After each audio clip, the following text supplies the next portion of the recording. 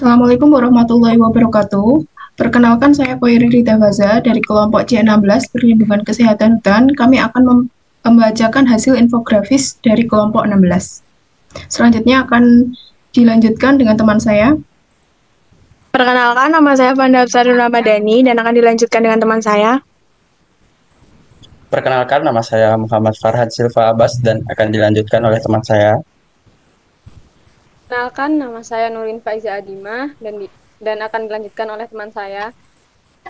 Perkenalkan, nama saya Ulan Oktavia. Selanjutnya kami akan membacakan hasil dari kerja kami.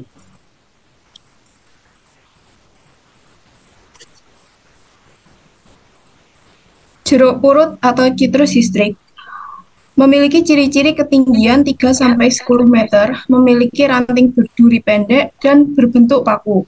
Tangkai daun panjangnya 0,5-3,5 cm, bentuk daun bulat, telur memanjang, dengan ujung daun tumpul, buah berbentuk bola berwarna kuning atau hijau.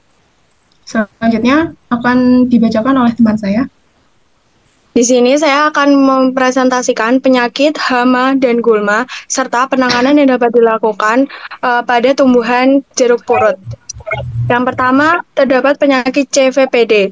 Gejala dari penyakit CVPD sendiri adalah tulang daun dan urat daun lebih menonjol dengan warna hijau gelap pasciaticus. Sedangkan yang menyebabkan penyakit CVPD sendiri adalah bakteri Liberibacter asiaticus. Sedangkan dampak dari CVPD adalah menyebabkan proses fotosintesis dan transport makanan tidak dapat berjalan dengan baik, sehingga memengaruhi ukuran daun dan buah. Penanganan penyakit CVPD dapat dilakukan dengan pencegahan, yaitu pengendalian vektor CVPD, kemudian penggunaan bibit jeruk berlabel bebas penyakit, sanitasi kebun yang baik, kemudian ada pemeliharaan secara optimal, dan yang terakhir ada konsolidasi pengelolaan secara menyeluruh. Kemudian akan dilanjutkan oleh teman saya. Selanjutnya kutu putih. Gejala daun berwarna kuning, terdapat bercak-bercak klorotis dan membuat daun menjadi gugur. Penyebabnya biasanya kutu putih berukuran kecil sekitar 1-2 mm. Kutu berwarna putih susu atau putih kehijauan banyak ditemukan pada bagian tanaman yang masih muda, tunas dan tangkai daun. Dampak kayu putih mengeluarkan cairan manis yang disebut embun madu. Embun madu ini dapat menjadi media pertumbuhan jamur jelaga. Selanjutnya penanganan yang dapat dilakukan. Pencegahan, gunakan bibit yang sehat, tanam jeruk di tempat yang tepat, berikan pupuk yang cukup. Dan pengendalian secara kimiawi menggunakan fungisida, mengendali secara hayati dengan menggunakan jamur antagonis yang dapat menyerang kutu putih. Pengendalian secara fisik dengan membuang tanaman yang terinfeksi hama tersebut. Selanjutnya akan dibacakan oleh teman saya. Selanjutnya ada penyakit kanker jeruk.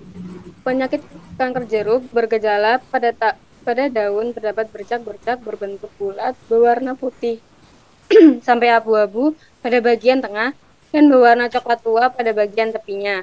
Penyebab kanker jeruk adalah patogen Xanthomonas axonopodis PV citri karena ada percikan air hujan dan embun. Kemudian dampak yang disebabkan adalah bercak tersebar pada daun mulai dari ranting paling atas sampai ranting paling bawah dan umumnya terdapat pada daun-daun buah.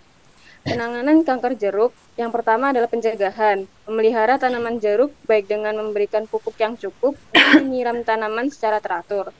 Melakukan sanitasi kebun secara rutin dengan membersihkan gulma dan ranting yang sakit. Kemudian membeli bibit jeruk yang sehat dan bebas dari penyakit. Kemudian penanganannya adalah pemangkasan cabang dan ranting yang sakit serta penggunaan pestisida, contohnya oksitetrasilin, copper oxychloride, dan mancozeb. Selanjutnya akan dijelaskan oleh teman saya.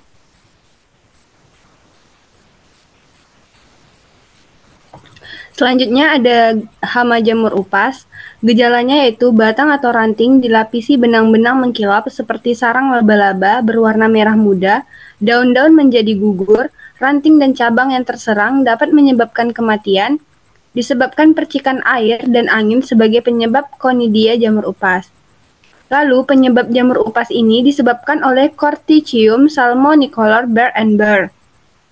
Dampak yang diberikan dari hama jamur upas ini adalah daun menjadi gugur, ranting dan cabang dapat mengalami kematian, pada stadium lebih parah menyebabkan permukaan kulit berwarna merah jambu, atau stadium corticium, berubah menjadi abu-abu penyakit.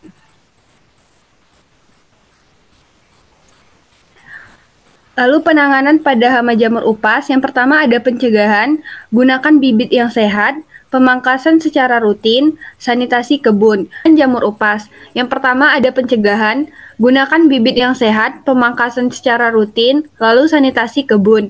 Yang kedua ada pengendalian, yaitu pengendalian secara fisik dilakukan dengan membuang bagian tanaman yang terkena jamur upas. Lalu ada pengendalian secara kimia dilakukan dengan menggunakan fungisida. Lalu ada pengendalian secara hayati dilakukan dengan menggunakan jamur antagonis.